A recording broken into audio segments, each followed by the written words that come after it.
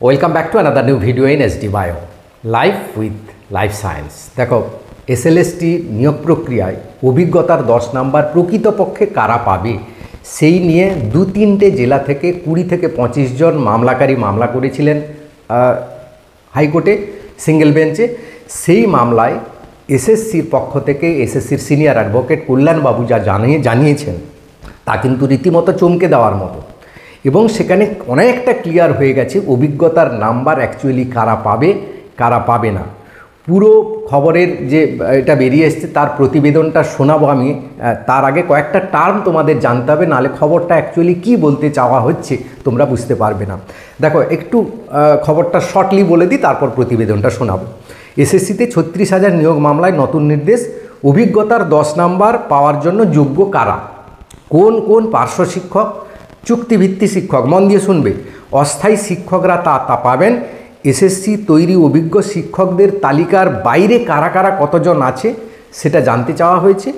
এবং এতে আরও হাইকোর্ট যে রায় দিয়েছেন যে প্রত্যেক সেই 3-4টে ডিস্ট্রিক্ট থেকে এসেছিলো, সব ডিস্ট্রিক্ট থেকে আসেনি, তো সেই 3-4টে ডিস্ট্রিক্টের ডিআইদের নির্দেশ দিয়েছেন তারা যেন একটা যোগ্য লিস্ট তৈরি করেন। কিসের যোগ্য না কারা যোগ্য, অভিজ্ঞতার ভিত্তিতে 10 নাম্বার পাওয়ার সঠিক যোগ্য কারা তার একটা স্পষ্ট তালিকা তৈরি করবেন। কী করে তৈরি করবেন না, এসএসসি যেভাবে নির্দেশ দিয়েছিল গেজেটে বা যা নির্দেশ দেবে সেই অনুযায়ী তারা তৈরি করবেন। এবং প্রকৃত শূন্য পদের সংখ্যা কত জেলা ভিত্তিক সেটা তৈরি করতে বলেছেন। এবং শিক্ষকদের তালিকা কোন কোন পার্শ্ব শিক্ষক, কোন কোন চুক্তিভিত্তিক শিক্ষক বা কোন কোন অস্থায়ী শিক্ষক এই নাম্বার পাবেন তার একটা লিস্ট তৈরি করতে বলেছে ডিআইদের, এবং তার হলফনামা 31শে অক্টোবরের মধ্যে জমা দিতে বলেছে। তো যাই হোক, এই যে ব্যাপারটা বলা হয়েছে এর উত্তরে এসএসসি জানিয়েছে, এসএসসির যে সিনিয়র অ্যাডভোকেট কল্যাণ বন্দ্যোপাধ্যায় জানিয়েছেন, কি বলেছেন না, যারা আবেদন করেছেন, কারা আবেদন অ্যাকচুয়ালি করেছিল না, কিছু কন্ট্রাকচুয়াল শিক্ষক, কেন্দ্রীয় সরকার এবং রাজ্য সরকারের কিছু পার্ট টাইমার, প্যারা টিচার, এরকম কয়েকজন আবেদন করেছিলেন।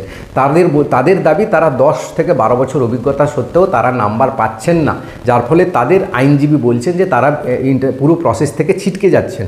তো এই নাম্বারটা তাদের দেওয়া হচ্ছে না কেন এটা জানতে চেয়েছেন।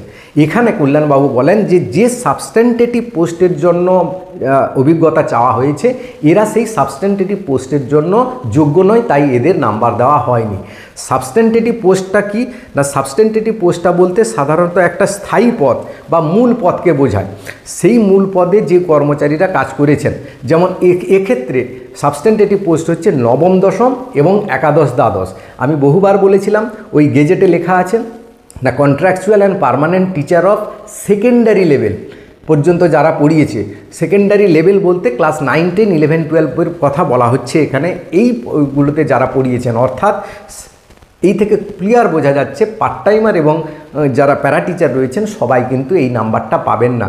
এই টিচাররা যারা আবেদন করেছিলেন তারা কিন্তু পাচ্ছেন না নাম্বারটা। অর্থাৎ বহুবার আমি যে দাবি করে এসেছি, সব পার্ট টাইমার, সব প্যারা টিচার, সব আপার প্রাইমারি কিন্তু পাবে না এক্সপিরিয়েন্সের 10 নাম্বার। এই 10 নাম্বারের যে প্যাঁচটা করা আছে গেজেটে, সেটা বেশিরভাগ ক্ষেত্রে মানে শুধুমাত্রই ওই মানে যোগ্য শিক্ষকরা যাতে নাম্বারটা পায় সেই ব্যবস্থাই করা আছে বলে আমার যা মনে হচ্ছে এই থেকে।